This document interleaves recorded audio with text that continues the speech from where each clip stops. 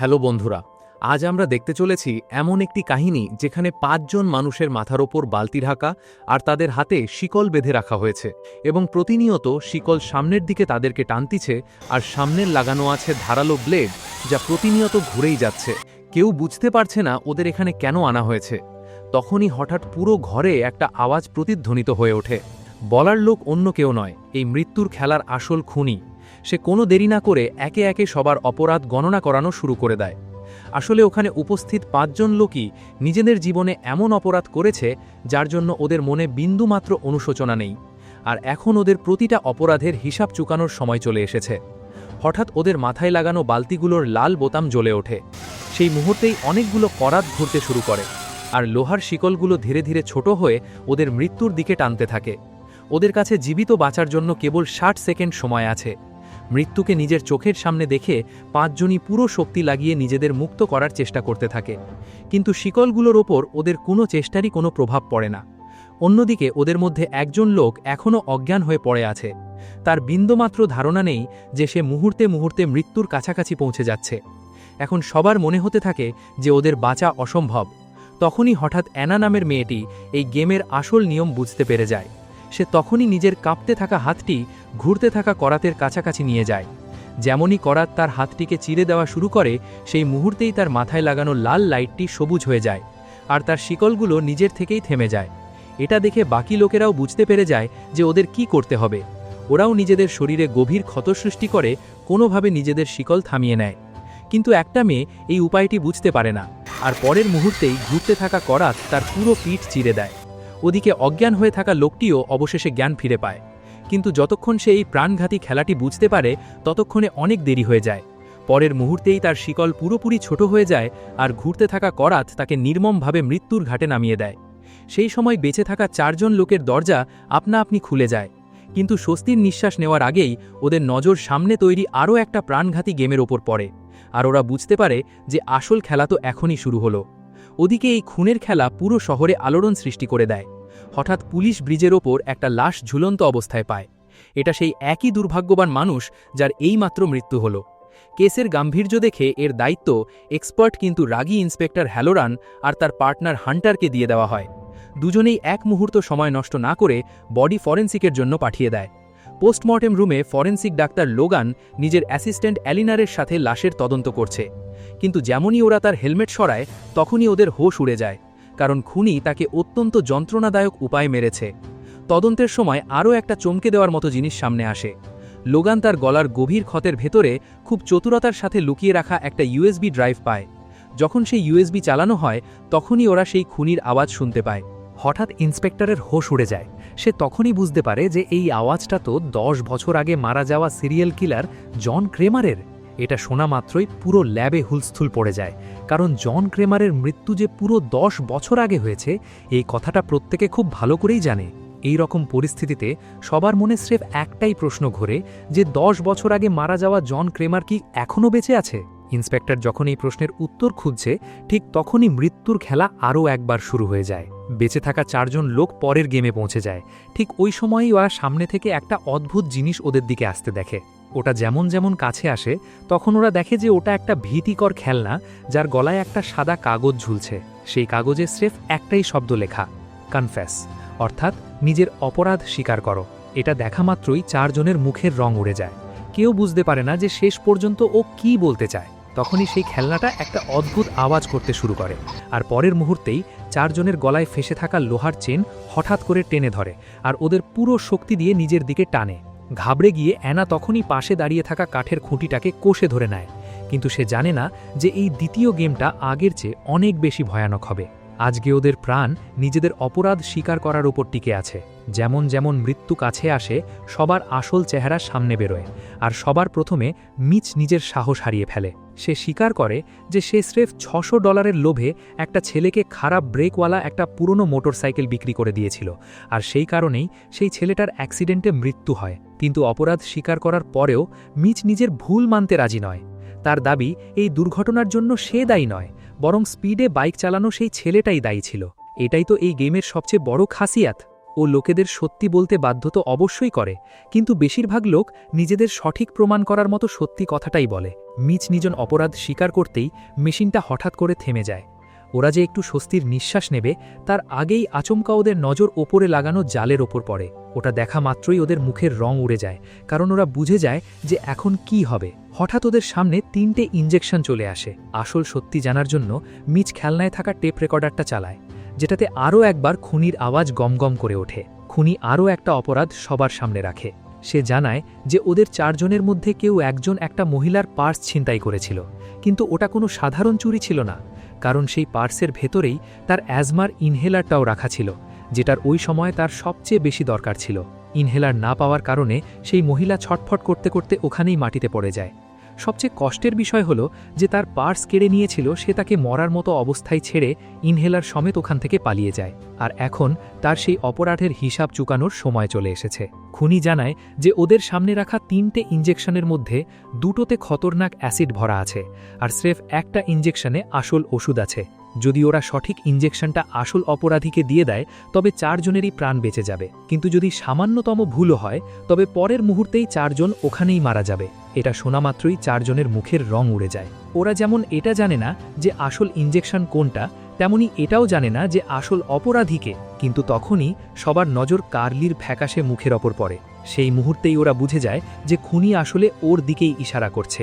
Ryan তখনই 3টে injection তুলে নেয় আর কার্লিকে বলে যে এর মধ্যে থেকে একটা বেছে নিতে, কিন্তু মৃত্যুকে এত কাছ থেকে দেখে কার্লি পুরো ঘাবড়ে যায়। তার মনে ভয় ছিল যে সে যদি ভুল ইঞ্জেকশন বেছে নেয় তবে শুধু তার নয় বরং সবার প্রাণ চলে যাবে। এই কারণে সে ক্রমাগত পেছনে হটতে থাকে এবং কোনো ইঞ্জেকশন বেছে নিতে পরিষ্কার মানা করে দেয়। কিন্তু তখনই হঠাৎ লোহার শিকালগুলো আরও একবার কষে বসতে শুরু করে এবং 4 জন লোক দেখতে না দেখতে হাওয়ায় ঝুলে পড়ে, যার ফলে ওদের শ্বাস নেওয়াও কঠিন হতে শুরু করে। যখন এমন মনে হতে থাকে যে এবার 4 জন একসাথেই মারা যাবে, তখনই রায়ান একটা চরম ভীতিকর কিন্তু সবচেয়ে সঠিক সিদ্ধান্ত নেয় এবং শেষ মুহূর্তে সে 3টে ইঞ্জেকশনই পুরো শক্তি দিয়ে কার্লির ঘাড়ে ফুঁড়ে দেয়। যখন কার্লি ধীরে ধীরে নিজের মুখ ঘোরায় তখন সবাই দেখতে পায় যে তার ঘাড়ে 3টে ইঞ্জেকশনই ঢুকে আছে। কিছু সেকেন্ডের মধ্যেই ওষুধ নিজের খাঁটি রূপ দেখাতে শুরু করে। অ্যাসিডের কেমিক্যাল রিয়াকশনের কারণে তার শরীরের ভেতরের অঙ্গগুলো গলতে শুরু করে। তার চোখ, নাক আর মুখ থেকে রক্ত বইতে শুরু করে এবং সে ছটফট করতে করতে মারা যায়। কিন্তু মৃত্যুর এই খেলা এখনও শেষ হয় না। রায়ানের মনে হয় যে খুনি ইচ্ছে করে ওদের কনফিউজ করছে। তার মতে যে দরজায় নো এক্সিট লেখা ছিল আসলে বাইরে বেরোনোর রাস্তা ওটাই ছিল। রায়ানের পুরো বিশ্বাস ছিল যে খুনি ওদের বিভ্রান্ত করতে চায়, যাতে কেউ ওই দরজার দিকে যাওয়ার সাহসী না পারে। এটা দেখে রায়ান আরও একবার নিজের চালাকি দেখানোর চেষ্টা করে। সে সিদ্ধান্ত নেয় যে সে দরজার তালা ভেঙে বাইরে বেরোবে। এটা দেখে অ্যানা আর মিচ তখনই তাকে আটকানোর চেষ্টা করে। ওদের মনে হতে থাকে যে এটা খুনির পেতে রাখা ফাঁদ, কিন্তু রায়ান ওদের একটা কথাও শোনে না। সে কোদাল তুলে তালায় আঘাত করতেই যাচ্ছিল, ঠিক তখনই হঠাৎ একটা চরম খাতারনাক ফাঁদ অ্যাক্টিভ হয়ে যায়। পরের মুহূর্তেই রায়ানের একটা পা স্টিলের তারে মারাত্মকভাবে ফেঁসে যায়। সে যত নিজেকে ছাড়ানোর চেষ্টা করে সেই তার ততটাই স্পিডে তার পাটাকে আরও কষে ধরে, যার ফলে রায়ান যন্ত্রণায় চিৎকার করতে শুরু করে। মিচ আর ওর এই কষ্ট দেখতে পারে না। সে তখনই কোদাল তোলে এবং ফাঁদের ওপর জোরদার আঘাত করে। কাঠ সরতেই ওরা ওখানে আরও একটা টেপ রেকর্ডার দেখতে পায়, কিন্তু এবার ওটা বের করা এত সহজ ছিল না, কারণ চারদিকে তারের পেতে রাখা জাল ছড়ানো ছিল। মিচ পাশে পড়ে থাকা একটা গার্ডেন রেক বা লাঙল আকৃতির বাগান পরিষ্কার করার কাঠি তুলে নেয় এবং ওটা খুব সাবধানে জালের মাঝখানে গলিয়ে দেয়। সে টেপ রেকর্ডারটা নিজের দিকে টানতেই যাচ্ছিল, ঠিক তখনই রেকটা জালের সাথে ধাক্কা খায়। পরের মুহূর্তেই পুরো পুলিটা স্পিডে উল্টো ঘুরতে শুরু করে, যার ফলে রেকটা এক ঝটকায় ভেঙে যায় এবং রায়ানের পা আগের চেয়ে আরও বেশি কষে যায়। যন্ত্রণার কারণে রায়ান জোরে জোরে চিৎকার করতে থাকে। এটা দেখে মিচ নিজের প্রাণের তরোয়া না করে হাত সরাসরি জালের ভেতর ঢুকিয়ে দেয় এবং খুব সাবধানে টেপ রেকর্ডারটা বাইরে বের করে নেয়। যেমনই টেপ চালানো হয়, খুনির আওয়াজ আরও একবার পুরো ঘরে প্রতিধ্বনিত হতে শুরু করে। সে রায়ানের মশকরা উড়িয়ে বলে যে সে সবসময় শর্টকাট খোঁজার চেষ্টা করে, আর আজ সেই শর্টকাটই তার পা কাটার পরিস্থিতি এনে দাঁড় করিয়েছে। তারপর সে রায়ানকে বাঁচার একটা উপায় বলে। সে বলে যে যদি তাকে সত্যিই মুক্ত হতে হয় তবে তার পায়ের কাছে থাকা লিভারটা টেনে দিতে। রায়ান বুঝতে পারে না যে আসলে মুক্ত হওয়া বলতে সে কি বোঝাতে চাইছে।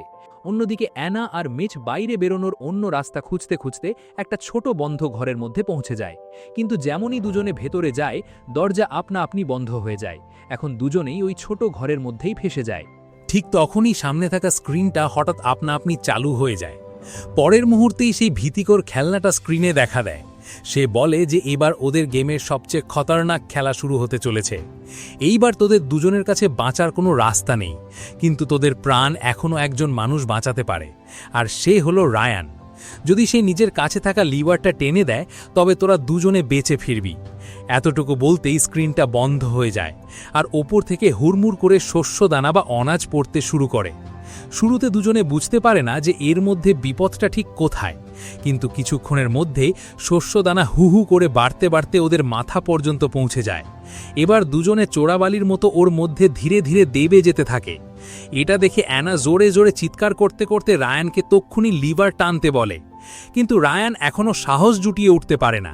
তার মনে ভয় ছিল যে লিভার টানতেই না জানি তার নিজের সাথে কোনো অঘটন ঘটে যায়। ওদিকে ওদের দুজনের বিপদ ক্রমাগত বেড়েই চলে। ঠিক তখনই ওপরে থাকা মেশিনটা অ্যাক্টিভ হয়ে যায়, আর হঠাৎ ধারালো সব অস্ত্র একে একে ওদের ওপর বর্ষার মতো পড়তে শুরু করে। একটা মস্ত বড় ছুরি সরাসরি মিচের কাঁধে গিয়ে বিঁধে যায়, আর বেশ কিছু ছুঁচলো পেরেক অ্যানার হাতের মধ্যে ঢুকে যায়। যন্ত্রণায় ছটফট করতে করতে দুজনে বারবার রায়ানের কাছে নিজেদের প্রাণ ভিক্ষা চাইতে থাকে। আসলে এই পুরো গেমটা রায়ানের পরীক্ষা নেওয়ার জন্যই বানানো হয়েছিল, কারণ কিছুক্ষণ আগেই সে নিজের প্রাণ বাঁচানোর জন্য বিন্দুমাত্র না ভেবে কার্লিকে বলির পাঁঠা বানিয়েছিল। কিন্তু এবার পালা ছিল তার নিজের। তাকে নিজের প্রাণ ঝুঁকিতে ফেলে অন্যদের বাঁচাতে হবে। শেষমেশ অ্যানা আর মিচের যন্ত্রণায় ভরা চিৎকার তাকে সিদ্ধান্ত নিতে বাধ্য করে। সে পুরো শক্তি দিয়ে একটা জোরদার চিৎকার মারে আর লিভারটা নিচে টেনে দেয়।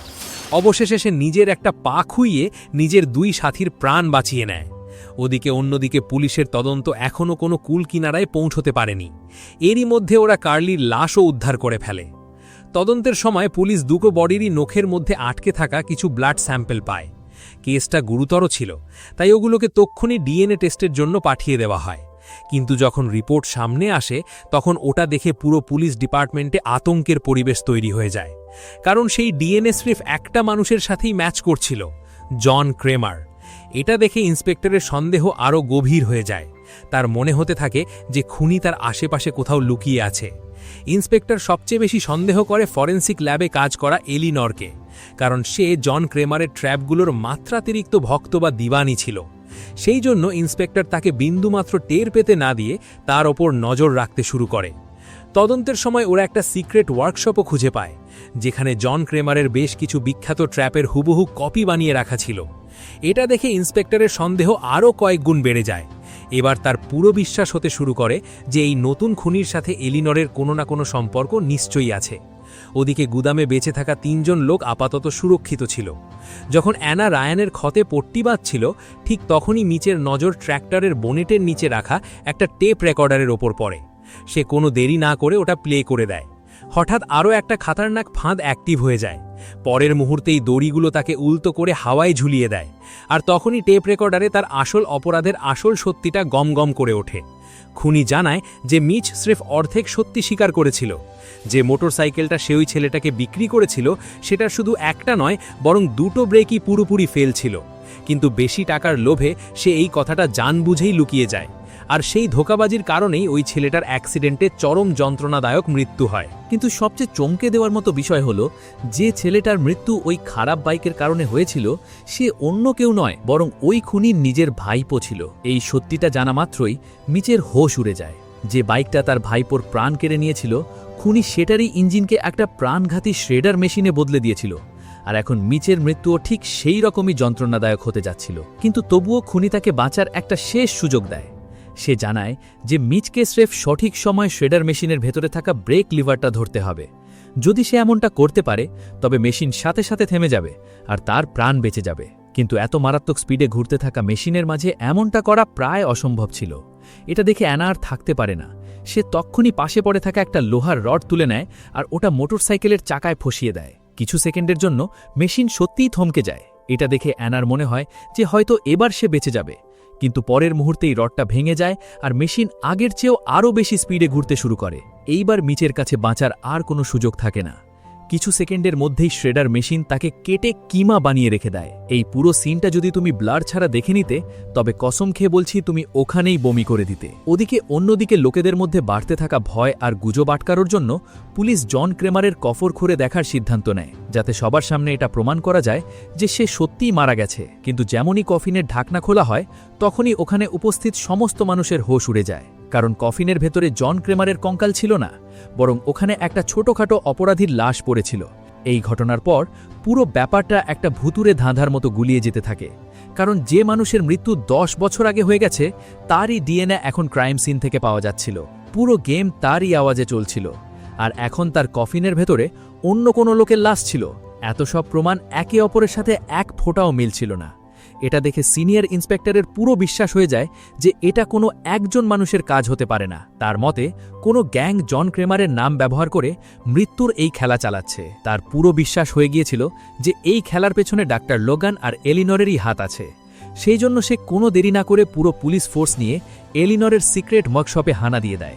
ওখানে পৌঁছতেই পুলিশ ছোট বড় সব জিনিসের তল্লাশি শুরু করে দেয়। কিন্তু তখনই সিনিয়র ইন্সপেক্টরের নজর একটা সিক্রেট গেটের পাশে থাকা বাল্বের ওপর পড়ে। যেমনই সে কাছে গিয়ে সুইচ অন করে, তখনই হঠাৎ আসলে যে লাশটা নিচে এসে পড়ে সেটা অন্য কারো নয়, বরং মিচের ছিল। কিন্তু তার চেয়েও বেশি ডরানোর মতো বিষয় হলো মৃত্যুর এই খেলা এখনও শেষ হয়নি, কারণ অ্যানা আর রায়ান এখনও বেঁচে ছিল। অ্যানা বুঝে যায় যে এখান থেকে যদি বেরোতে হয় তবে তাকেই কিছু করতে হবে, তাই সে কোদাল তুলে দরজা ভাঙার চেষ্টা শুরু করে দেয়। বেশ খাটাখাটনির পর দরজাটা সামান্য একটু খুলে যায়। তার মনে হয় যে অবশেষে সে এই মৃত্যুর খেলা থেকে বেঁচে ফিরল। কিন্তু তক্ষুনি হঠাৎ শুয়োরের মুখোশ পরা এক ব্যক্তি পেছন থেকে হামলা করে অ্যানাকে অজ্ঞান করে দেয়। যখন অ্যানার চোখ খোলে, তখন সে দেখে যে সে আর রায়ান দুজনেই শিকলে বাঁধা আছে, আর ওদের সামনে যে লোকটা দাঁড়িয়েছিল তাকে দেখে দুজনের পায়ের তলা থেকে মাটি সরে যায়, কারণ সে অন্য কেউ নয়, বরং 10 বছর আগে মারা যাওয়া জন ক্রেমার নিজে ছিল। এক পলকের জন্য মনে হয় যেন সময়টাই থমকে গেছে। কারোর পক্ষেই এই কথার উপর বিশ্বাস করা অসম্ভব ছিল যে জন ক্রেমার আবার নতুন করে বেঁচে ফিরল কি করে। কিন্তু পরের মুহূর্তেই সে দুজনের অপরাধ গণনা করা শুরু করে দেয়। সে জানায় যে স্কুলের দিনগুলোতে রায়ান মদ্যপ অবস্থায় গাড়ি চালিয়েছিল, যার কারণে একটা ভয়ানক অ্যাক্সিডেন্ট হয় এবং তার বন্ধুর প্রাণ চলে যায়। কিন্তু সে খুব চতুরতার সাথে নিজের পুরো দোষ মারা যাওয়া ড্রাইভারের ওপর চাপিয়ে দেয়। ওদিকে অ্যানার অপরাধ এর চেয়েও বেশি ভয়ানক ছিল। সে নিজেরই নিষ্পাপ সন্তানের অনবরত কান্নায় অতিষ্ঠ হয়ে বালিশ চাপা দিয়ে তার দম আটকে দেয় এবং সেই নিষ্পাপ শিশুর মৃত্যুর পুরো দোষ নিজেরই স্বামীর ওপর চাপিয়ে দেয়, যার কারণে তার স্বামী অপরাধ বোধে ভুগে আত্মহত্যা করে। কিন্তু এখন দুজনেরই সাজা ভোগ করার সময় চলে এসেছিল। প্রতিবারের মতো এবারও জন ওদের মারার আগে একটা শেষ সুযোগ দেয়। সে নিজের শটগান তোলে, পকেট থেকে একটা গুলি বের করে দেখায় আর বলে এটা মুক্তির চাবি। এরপর সে গুলিটা গানে লোড করে এবং কোনো কিছু না বলে দরজা লক করে ওখান থেকে চলে যায়। দুজনের মনে হয় যে জন চায় ওরা একে অপরকে মেরে ফেলুক, যাতে যে শেষ পর্যন্ত বেঁচে থাকবে কেবল সেই এই মৃত্যুর খেলা থেকে বাইরে বেরোতে পারে। এই অনুভূতি হতেই ঘরের পরিবেশ পুরোপুরি বদলে যায়। অ্যানা একটা মুহূর্তও নষ্ট করে না। সে তক্ষুনি ছুটে শটগানের কাছে পৌঁছায়, ওটা তোলে এবং সরাসরি রায়ানের দিকে তাক করে। মৃত্যুর ভয় তার থেকে চিন্তাভাবনা করার শক্তি কেড়ে নিয়েছিল। রায়ান তাকে বারবার বোঝাতে থাকে যে এটাও খুনির গেমের অংশ হতে পারে, কিন্তু অ্যানার পুরো বিশ্বাস ছিল যে সামনের জনকে মেরেই সে বেঁচে ফিরতে পারে। তাই সে কোনো দেরি না করে ট্রিগার টিপে দেয়। আসলে সেই শটগানের ডিজাইন উল্টো বানানো হয়েছিল, যার কারণে গুলি সামনে যাওয়ার বদলে উল্টে সরাসরি তার নিজের দিকেই চলে যায় এবং সে ওখানেই মারা পড়ে। যদিও রায়ান বেঁচে যায়, কিন্তু সে পুরো সিনেমার সবচেয়ে দুর্ভাগ্যবান মানুষ বনে যায়। সে জানতে পারে যে হাত করার চাবি সেই গুলির ভেতরেই লুকিয়েছিল, যা বিস্ফোরণের সাথে সাথে এখন দুটো টুকরোয় ভেঙে গেছে। ঠিক সেই মুহূর্তে তার জনের ওই কথাটা মনে পড়ে, এটা মুক্তির চাবি। এখন সে বুঝতে পারে যে সে কত বড় ভুল করে ফেলেছে। অন্যদিকে এলিনর অবশেষে সেই ফার্ম হাউসের ঠিকানা খুঁজে পায় যেখানে এই পুরো খুনের খেলা হচ্ছিল। তাই সে লোগানকে নিয়ে ওখানে পৌঁছে যায়, যাতে ওরা এই কেসটা সবচেয়ে আগে সমাধান করে হিরো বনে যেতে পারে। কিন্তু ওদের বিন্দুমাত্র ধারণা ছিল না যে সিনিয়র ইন্সপেক্টর চুপচাপ ওদের পিছু করছিল। কিছুক্ষণের মধ্যেই 3 জন মুখোমুখি পৌঁছে যায়, যেখানে এই পুরো খুনের খেলার শেষ ফয়সালা হতে চলেছিল। কিন্তু ইন্সপেক্টর এখনও এটাই ভাবছিল যে লোগান আর এলিনরই আসল খুনি, তাই সে কোনো দেরি না করে দুজনের উপর বন্দুক তাক করে। পরিস্থিতি এতটাই বিগড়ে গিয়েছিল যে কোনো মুহূর্তে গুলি চলতে পারত। লোগান তক্ষুনি নিজেকে বাঁচানোর চেষ্টা করে, কিন্তু ইন্সপেক্টর এক আঘাতে তাকে অজ্ঞান করে দেয়। এরপর সে এলিনরের পেছনে ছুটে যায়, কিন্তু তক্ষুনি হঠাৎ পেছন থেকে এক রহস্যময় ব্যক্তি আসে এবং সে ইন্সপেক্টরের উপর হামলা করে তাকেও অজ্ঞান করে দেয়। যখন লোগান আর ইন্সপেক্টরের চোখ খোলে, তখন ওরা নিজেদের একটা একেবারে নতুন জায়গায় পায়। ওদের গলায় হাইটেক লেজার কলার বাঁধা ছিল। তখনই আরও একবার জন ক্রেমারের আওয়াজ প্রতিধ্বনিত হয়ে ওঠে। সে ঘোষণা করে যে এটাই এই গেমের শেষ রাউন্ড এবং বেঁচে সেই থাকবে যে নিজের অপরাধ স্বীকার করবে। এতটুকু শোনা মাত্রই হ্যালোরান এক মুহূর্ত সময় নষ্ট না করে লোগানের বোতামটা টিপে দেয়। সে সবচেয়ে আগে লোগানের থেকে তার অপরাধ স্বীকার করাতে চাইছিল। পরের মুহূর্তেই তার গলায় লাগানো কলার অ্যাক্টিভ হয়ে যায়। সেটার ভেতর থেকে বেশ কিছু ধারালো লেজার ব্লেড ধীরে ধীরে বাইরে বেরোতে শুরু করে। মৃত্যুকে এত কাছে দেখে লোগান পুরোপুরি ঘাবড়ে যায় এবং অবশেষে সে নিজের অপরাধ স্বীকার করে নেয়। সে জানায় যে বেশ কয়েক বছর আগে হাসপাতালে ইন্টার্নশিপ করার সময় ভুলবশত সে জন ক্রেমারের এক্সট্রা রিপোর্ট অন্য এক রোগীর রিপোর্টের সাথে বদলে ফেলেছিল। এই কারণেই জনির ক্যান্সারের সঠিক সময় চিকিৎসা হতে পারেনি আর তার রোগ ক্রমাগত বাড়তেই চলেছিল। যেমনই লোগান নিজের অপরাধ স্বীকার করে, তখনই লেজার কলার হঠাৎ অ্যাক্টিভ হয়ে যায় আর দেখতে না দেখতে তার গলা কেটে যায়। এবার পালা ছিল সিনিয়র ইন্সপেক্টরের। যেমনই সে ট্র্যাপে ফেসে যায়, তার উপরে থাকা লেজার সিস্টেম অ্যাক্টিভ হয়ে ওঠে। তীব্র লেজার বিম ধীরে ধীরে ছাদ কাটতে কাটতে তার দিকে বাড়তে থাকে। মৃত্যুকে নিজের চোখের সামনে দেখে ইন্সপেক্টর পুরোপুরি ঘাবড়ে যায়। সে তক্ষুনি একে একে নিজের সমস্ত অপরাধ স্বীকার করা শুরু করে দেয়। লেজার সিস্টেম বন্ধ হতে দেখে ইন্সপেক্টরের মনে হয় যে সেই গেম জিতে গেছে, কিন্তু আসল টুইস্ট তো এবার শুরু হতে চলেছিল। আসলে যাকে সবাই মরে গেছে বলে ভাবছিল, সেই লোগান ধীরে ধীরে রক্তের পুকুর থেকে উঠে দাঁড়িয়ে পড়ে। তখন জানা যায় যে তার গলায় থাকা লেজার কলারটা আসলে নকল ছিল। সেটার ভেতরে স্রেফ নকল রক্তে ভরা একটা ব্লাড প্যাক লাগানো ছিল। এই পুরো নাটকটা স্রেফ ইন্সপেক্টরের থেকে তার অপরাধ স্বীকার করানোর জন্য রচনা করা হয়েছিল। এরপর লোগান সেই সত্যিটা সামনে আনে, যা পুরো সিনেমাটাকেই ওলটপালট করে দেয়। আসলে সিনেমার ডিরেক্টর আমাদের সবাইকে বিভ্রান্ত করেছিলেন, কারণ যে গুদাম ঘরের খেলাটা আমরা এতক্ষণ দেখছিলাম সেটা বর্তমানে চলছিল না। এতটুকু বলে লোগান নিজের পাশে থাকা একটা দরজা খুলে দেয়। দরজার ভেতরে রায়ান আর অ্যানার লাশ পড়েছিল, যা কবেই পচে কঙ্কাল বনে গেছে। এখানেই পুরো গল্পের সবচেয়ে বড় রহস্য ফাঁস হয়। যে 5 জন লোকের গেম আমরা এতক্ষণ দেখছিলাম তা পুরো 10 বছর আগে হয়েছিল, আর সেই গেমটা খোদ জন ক্রেমার ডিজাইন করেছিল, যা তার মৃত্যুর আগে খেলা শেষ গেম ছিল। ডিরেক্টর প্যারালেল টাইমলাইনের দুর্দান্ত এডিটিং দিয়ে পুরো সময় দর্শকদের ধোকায় রেখেছিলেন। তখনই লোগান নিজের আসল রহস্যটাও জানায়। আসলে সে সেই মানুষটাই ছিল যে প্রথম গেমের শুরুতে অজ্ঞান হয়ে পড়েছিল। ওই সময় জন শেষ মুহূর্তে তার প্রাণ বাঁচিয়ে নিয়েছিল, কারণ তার বিশ্বাস ছিল যে লোগানের থেকে ওই ভুলটা না বুঝে হয়েছিল, তাই সে মৃত্যু ডিজার্ভ করত না। সেই দিন থেকেই লোগান জন ক্রেমারের প্রথম স্টুডেন্ট বনে যায়। দুজনে মিলে বেশ কিছু খাতারনাক ট্র্যাপ তৈরি করেছিল।